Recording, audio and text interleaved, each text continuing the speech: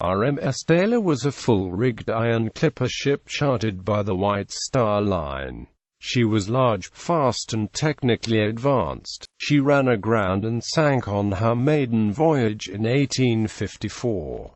Of more than 650 aboard, only 280 survived. She has been described as the first Titanic. History. Construction. Tayleur was designed by William Rennie of Liverpool and built at the Charles Taylor Foundry at Warrington for owners Charles Moore and Amp Company of Morsford, Latin, Cotiparere. She was launched in Warrington on the River Mersey on the 4th of October 1853. It had taken just 6 months to build her. She was 230 feet in length with a 40-foot beam and displaced 1,750 tons, while 4,000 tons of cargo could be carried in holds 28 feet deep below 3 decks. She was named after Charles Taylor, founder of the Vulcan Engineering Works, Bankie, Warrington. The new ship was chartered by White Star to serve the booming Australian trade routes, as transport to and from the colony was in high demand due to the discovery of gold there. Disaster. Taylor left Liverpool on the 19th of January 1854 on her maiden voyage for Melbourne, Australia, with a complement of 652 passengers and crew. She was mastered by 29-year-old Captain John Noble. During the inquiry, it was determined that her crew of 71 had only 37 trained seamen amongst them, and of these, 10 could not speak English. It was reported in newspaper accounts that many of the crew were seeking free passage to Australia.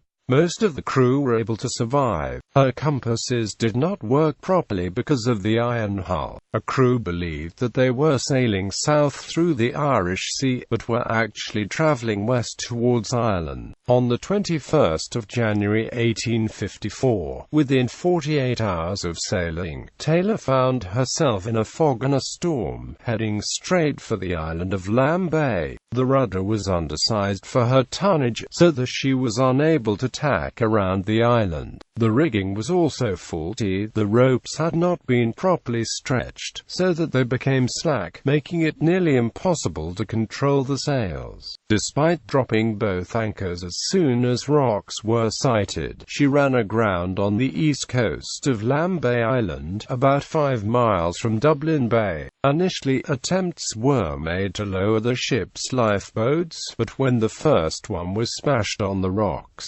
launching further boats was deemed unsafe. Taylor was so close to land that the crew was able to collapse a mast onto the shore, and some people aboard were able to jump onto land by clambering along the collapsed mast. Some that reached shore had carried ropes from the ship, allowing others to pull themselves to safety on the ropes. Captain Noble waited on board Taylor until the last minute, then jumped towards shore, being rescued by one of the passengers. With the storm and high seas continuing, the ship was then washed into deeper water. She sank to the bottom with only the tops of her masts showing. A surviving passenger alerted the Coast Guard station on the island. This passenger and 4 Coast Guards launched the Coast Guard galley. When they reached the wreck, they found the last survivor, William Vivers, who had climbed to the tops of the rigging, and had spent 14 hours there. He was rescued by the Coast Guards.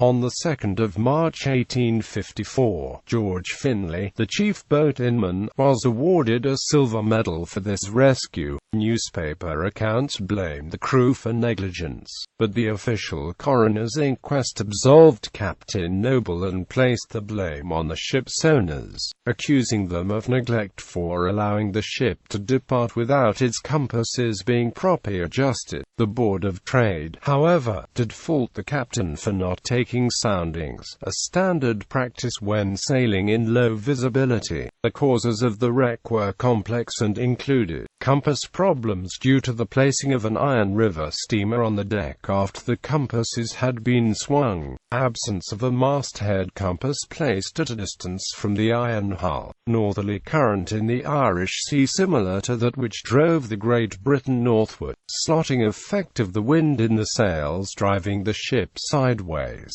small untried crew to manage the sails, large turning circle making ship unmaneuverable.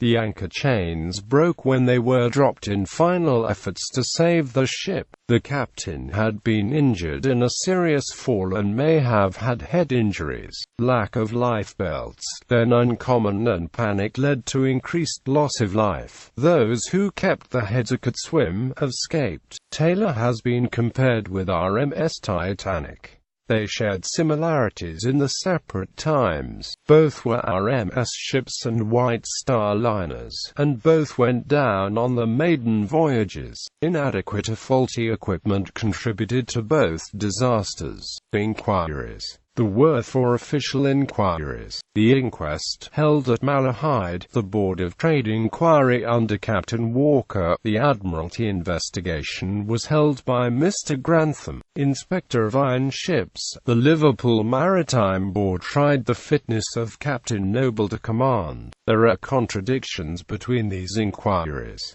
Numbers of lives lost vary as to the numbers given as to how many were on board. The latter are between 528 and 680, while the dead are supposed to be at least 297, and up to 380, depending on source. Out of over 100 women on board, only 3 survived, possibly because of the difficulty with the clothing of that era. The survivors were then faced with having to get up an almost sheer 80-foot cliff to get to shelter. When word of the disaster reached the Irish mainland, the City of Dublin Steam Packet Company sent the steamer Prince to look for survivors. Recent research by Dr. Edward J. Burke names 662 on board.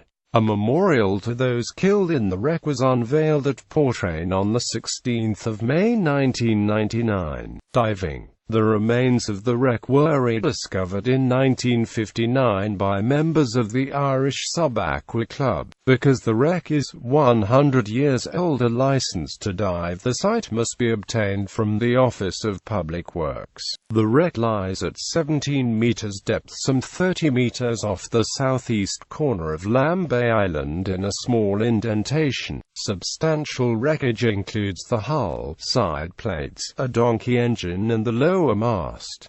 The woodwork was salvaged shortly after the wreck. Crockery from the cargo and several pieces of the wreck are on display at Newbridge House, Donna Bay.